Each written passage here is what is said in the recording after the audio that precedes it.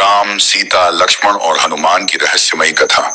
प्राचीन काल की बात है, जब भगवान श्री राम, माता सीता और लक्ष्मण वनवास के दौरान दंडकारण्य के घने जंगलों में निवास कर रहे थे।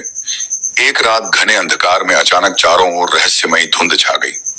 लक्ष्मण अपनी तीक्ष्ण दृष्टि से चारों ओर देखने लगे, लेकिन कुछ भी स्पष्ट नजर नहीं आ रहा था। सीता माता श्री राम के निकट खड़ी थी और चिंतित स्वर में बोली, स्वामी, यह धुंध किसी अनहोनी का संकेत है।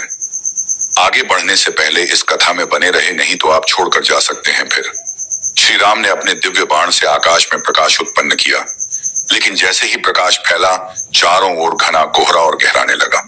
तभी एक रहस्यमयी आवाज गूंजने लगी, यदि तुम अपने प्राणों से प्रिय किसी वस्तु का त्याग करोगे तो ही इस धुंध से मुक्ति मिलेगी। श्री राम ने लक्ष्मण की ओर देखा, परंतु लक्ष्मण ने तुरंत कहा, भैया, मैं अपने प्राण देने को तैयार हूँ।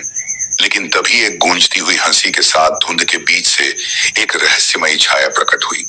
यह कोई और नहीं बल्कि मारीच के बड़े भाई सुबेगासुर था, जो अपनी माया से उन्हें छलने आया था। हनुमान जी उस समय दूर हिमालय पर तपस्या कर रहे थे। अचानक एक दिव्य संकेत पाकर तुरंत राम जी की सहायता के लिए दौड़े। जब वे वहां पहुंचे तो देखा कि वह छाया धीरे धीरे विशालकाय रूप धारण कर रही है। राम ने तुरंत धनुष उठाया, लेकिन उनके बाण उस छाया को भेद नहीं पा रहे थे।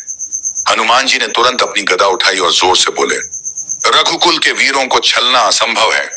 और देखते ही देखते उन्होंने सुबेगासुर पर प्रहार किया, परंतु जैसे ही गदा लगी, सुबेगासुर की छाया हवा में विलीन हो गई और एक रहस्यमयी शिला का रूप ले ली।